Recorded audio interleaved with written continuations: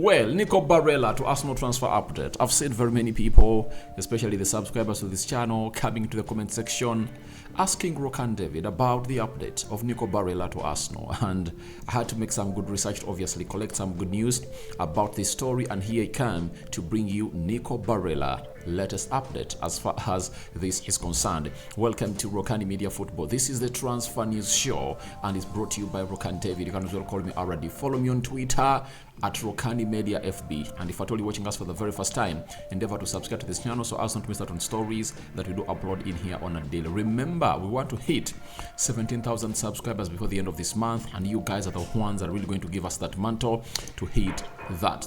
And after Nico Barella to Arsenal, we are discussing Kevin De Bruyne. You know, Kevin De Bruyne is the jewel in the crown of Pep Guardiola, and you saw to it that when they are playing Burnley, when you got off the pitch, you saw to it that the chemistry was not all being orchestrated very well in the final third of the pitch, because this is the man that makes most of things happen for Man City.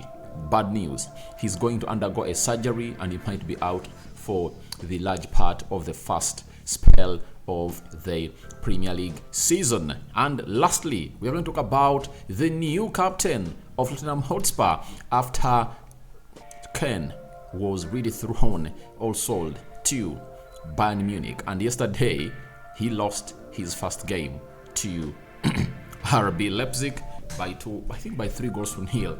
Very, very annoying. Now let's start it off with Nico Barella. It's Steve K coming out with his story. He works for the transfer.com. He's so close to Arsenal, and he has told us that Arsenal, who traditionally never initiate talks with the club over a player unless there is a general sense that they would be willing to join, are weighing up another approach for Barella, and any conclusion of the deal would mean that Partey will be likely to be moved on. That is it coming in from Steve K. Now, meaning the transfer of Nico Barella, the 26-year-old Italian player, is really considered, or will be considered, if at all Thomas Partey really leaves the club of Arsenal. And those that watched the game yesterday, you obviously evidenced that Thomas Partey is not going to be the happiest man at Arsenal if at all is being played as a right back. That is it. And that's why, not until we accomplish this transfer window, Thomas Partey is going to be into the news. Because for a certified player like Thomas Partey, known for his entire career that he likes to be played as a midfielder, he won't be happy when Mikel Arteta plays him as a right back, yet there are other right backs on the field of play, or in the entire squad. You know, Ben White is a right back, Tomiyasu is a right back, Julian Timber can play as a right back too, and how do you dare play Thomas Partey as a right back? That's why it's really popping up in the news that Thomas Partey might be linked to a move away from Arsenal, and we anticipate that lots of movements might really happen very, very soon as far as this deal is really concerned. And to my own understanding, that's why Nico Barella is into the mix. And lots of things have gone ahead to act as indicators for this deal, because Arteta went in for Declan Rice, and he wants him to be played as a CDM. And he knows that he cannot be an Arsenal CDM for this season. Next season he can, because they're going to have to get used to the playing system of Arsenal style. But this season, it's not. And to see to it that he makes him fit into the system of Arsenal, he needs to obviously get in another workaholic midfielder. You know, Nico Barella is not a CDM. He is a box-to-box midfielder, and he can obviously thrive very well in the midfield alongside Declan Rice, because that means intensity has been multiplied by 2.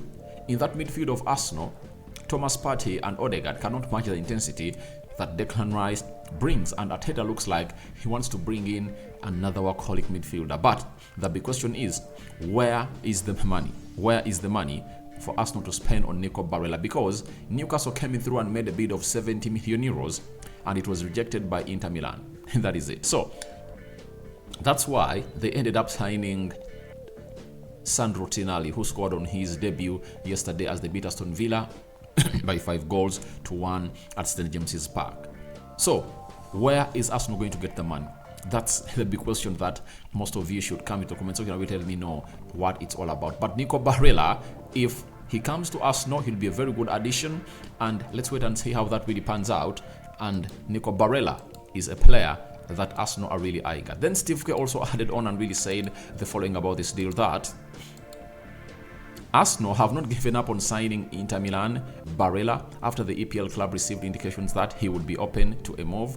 Inter wish to offer him fresh terms for his current deal that runs until 2026, but have also acknowledged that he will be forced to make a sale. By the way, this deal has been just activated like, I think, 1 season ago, and he's up to Inter Milan until 2026.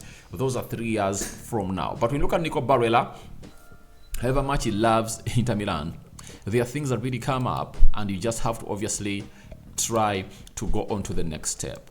You know, Arteta, if he has the money, he can obviously see this deal done and dusted, because Nico Barella has been an interest of many: Chelsea, Newcastle, Real Madrid, Juventus, Liverpool, and very many others. But he has found himself making a decision to stay there, and I don't know what is going to really entice them to obviously sign. I don't know what's going to entice Nico Barella to leave Inter Milan, because he believes that he is a player who loves Inter Milan and he supports the club and doesn't want to go anywhere. But never say never if at all money is put on the table, because Inter Milan never wanted to sell Tonali, but the moment they put a 70 million euro bid on the table, obviously they had to sell Tonali to Newcastle. So for Nico Barella, we keep an eye onto his deal and see whether it's going to materialize very soon, because it's one of those that we need to keep a very keen eye on. But Arsenal look like they are still pushing to sign the player in the caliber of Nico Barella, and I think if the signing is made, he's going to strengthen the midfield of Arsenal, that is Nico Barella. Now let's obviously go to the Kevin De Bruyne. When they are playing Burnley, he really walked off. I think, was it in the second half, and he was injured, and a decision has been made by the physio team of Man City that Kevin De Bruyne to undergo scan on Monday to establish severity of hamstring injury suffered at Burnley. 32-year-old Belgian international set for period on sideline with what Pep Guardiola described as recurrency of issue from the USL final. But this injury has been disturbing Kevin De Bruyne since last season. That's it. That's why Pep Guardiola decided that he shouldn't undergo a surgery. But if at all I was Pep Guardiola, I would have been wise enough to obviously see him undergo a surgery after the Champions League final. That is it. Because a surgery would have gone ahead to obviously take like 2 or 3 months, and by the start of the season they're going to have to miss him for like 1 month of August, and obviously see himself return around September, because the season ended on the 3rd of June. I think it was the 10th of June for Man City. Now 10th July, 10th August, and 10th September. 3 months would have gone ahead to be enough for him to come back, and now he's going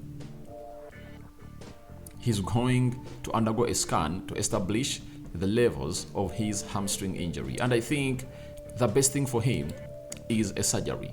They should obviously take him through a surgery, because they've tried these methods before of really sidelining him for some weeks, and obviously it has not worked well in the favor of Man City and Kevin De Bruyne. I think it's better he undergoes a surgery. Maybe they're afraid that because he's in his early 30s, he might not recover in time to obviously to come back and obviously give Man City the best leader. But what does it mean if at all Man City don't have Kevin De Bruyne? It means they should go in the market and obviously get in 2 midfielders. Like they're going in for Lucas Paqueta, 70 million euros are really put on the table, and a bid has been put in, though West Ham are still really negotiating or contemplating about it.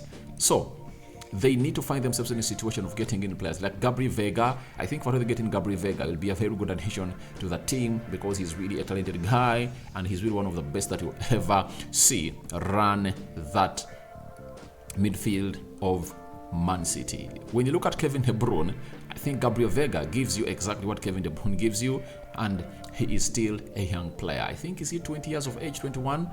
I saw him, and Celta Vigo still has him. I've seen Napoli putting in a bid of 30 million euros, rejected because the buyout clause is 40 million euros. If I told Man City, I'd rather go for Gabriel Vega, and I pay that 40 million euros, get him in because I know he'll fit into that team of Manchester City like a glove. So we'll wait and see how Pep Guardiola is going to react as far as that is concerned. So as it stands, it's all about injury scan of Kevin De Bruyne, and that's what's been brought to us by David Austin, credible journalist coming in from The Athletic. Now, we all know that the captain of Spurs, that is Harry Kane, was sold to Bayern Munich for a record fee of 120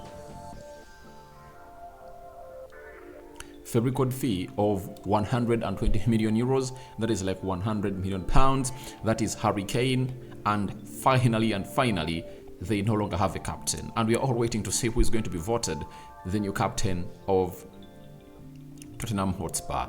Voted or appointed, because we all know that managers sometimes vote and others appoint. But as it stands, it's official. It was announced yesterday, and it's Son Heung-min, another long-serving player at Spurs. It's official. Son Heung-min has been named the new captain of Tottenham Hotspur. Son Heung-min said it's such a big honor to captain this huge club. It was a big surprise and very proud moment. I've already said to the players that everyone should feel like a captain on and off the pitch. Son Heung-min has been at Spurs for some good years, and it's obviously one of those things that they've gone ahead to look through and obviously make him the captain. Long servant for the club of long servant for the club of Tottenham Hotspur. When you look at his numbers at Tottenham Hotspur, they don't lie. So he has been at Spurs since the season of 2015-2016. That is it. And 1, 2, 3, 4, 5, 6, 7, 8, 9. This is his 9th season at Spurs. I mean, look at his numbers. They've been really great. He has played in the Champions League for Spurs, EFL Cup, though he has not lifted any trophy. But you never know. His captaincy might obviously help him and obviously help the club of Spurs to obviously do the needful of lifting trophies. And I'd like to see Spurs this time round not fighting to go to the Champions League, but fighting to at least win a Carabao Cup or an FA Cup, because they last did this, I think, in 2008.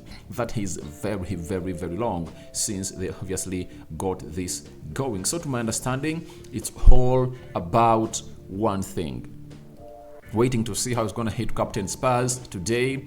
He has captained his first game for Spurs. It has ended 2-2 in favor of no one. They've been playing away at Brentford, and their next game is at home. They're hosting Manchester United. Are they going to go ahead and thrive past Manchester United? All that and more into the comment section below. So your thoughts on to Nico Barella to Arsenal transfer update are welcome in the comment section below. What do you make about Kevin De Bruyne? Should he just be sidelined such that the injury really cools down a little bit and then gets back, or he should undergo a surgery? And what do you think about Son Heung-min becoming Tottenham Hotspur's new captain, and his first game has ended in a stalemate at Brentford? So that has been what I had for you today, and I'm coming back in the next 2 hours to bring you the latest news and information as far as this is concerned. Rokani David is my name. I cover you all in the precious blood of Jesus Christ. May the living to God bless you abundantly. I sign out for now. See you later. Ciao, ciao. My most viewers and subscribers. Barak Laufiku.